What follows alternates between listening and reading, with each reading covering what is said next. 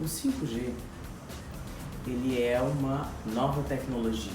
Na verdade, ele não é uma sequência do 4G. Ele está sendo visto como uma revolução em termos de fluxo e transmissão de dados. Eu tenho 3 bandas, né? Uma banda rural que vai até a 1 GHz. Então, são bandas de frequência alta. Na parte urbana vai de 1 a 6 GB. E na parte de acima de 6 GB são os antigos access points, né? Que vão ser os transmissores dos dados. Bom, em que isso vai impactar, né, em termos objetivos, né? À medida que ele for funcionando, ele vai impactar em todos os aspectos da nossa vida. Médico, transporte,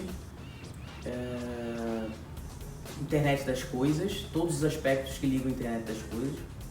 O que a gente chama de computação pervasiva ou ubíqua, né? É um nome esquisito, mas é a computação, é uma maneira de se dizer internet das coisas, né?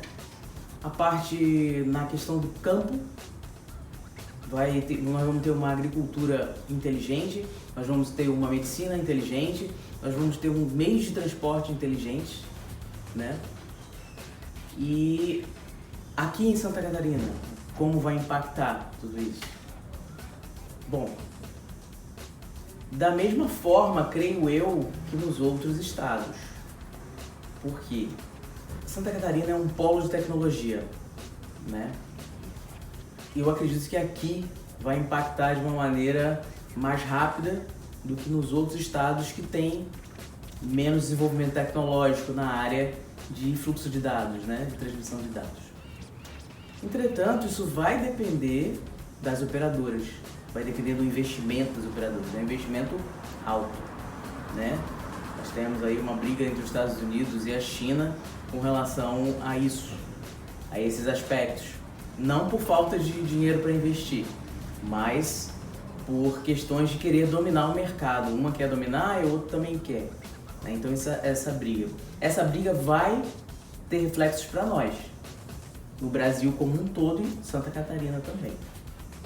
Então eu acredito que o 5G a gente tem que esperar um pouquinho ainda para ver o que vai acontecer.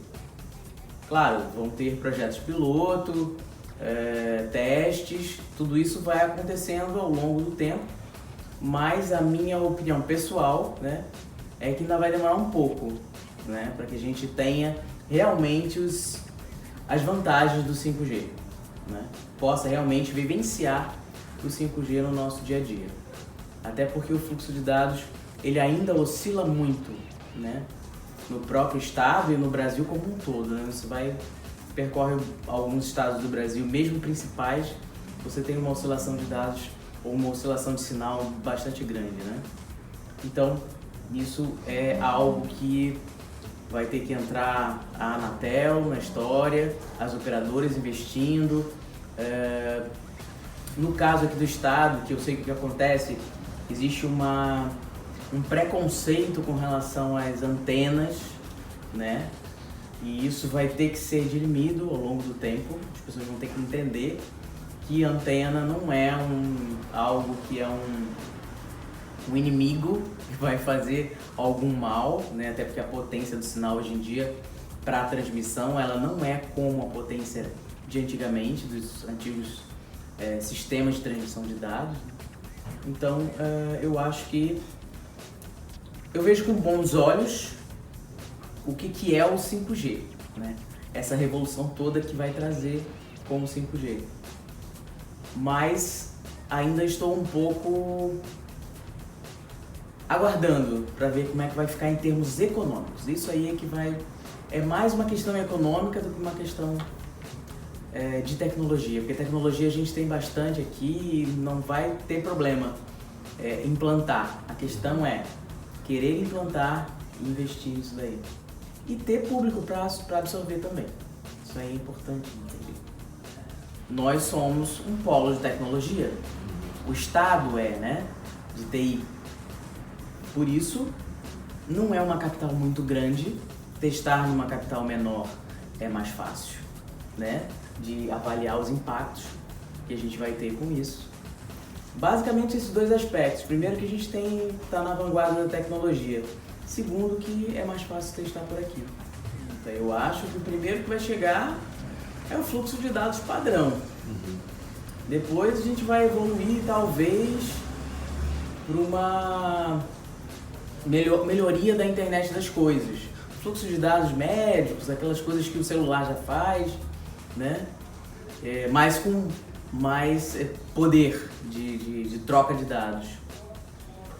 E os demais, que são a questão vai impactar em cirurgias, em transporte remoto, isso aí eu acho que vai demorar, na minha opinião, médio longo prazo para o Brasil como um todo, né? Porque você vai lá para fora, você vê que o fluxo de dados ele é estável, né? Aqui, repito, oscila muito ainda. Simples exemplo ali, você vai passando na beira-mar, no beira-mar norte ali, você vai ter um momento que é ali perto daquele bar que fica ali à beira-mar, Cochichos, ali tem um gap, cai o sinal. Daqui a pouco você anda um pouquinho mais, o sinal vai se recuperando e isso é falta de antena, é falta de repetibilidade de sinal, né? O sinal não anda, não segue adiante, né?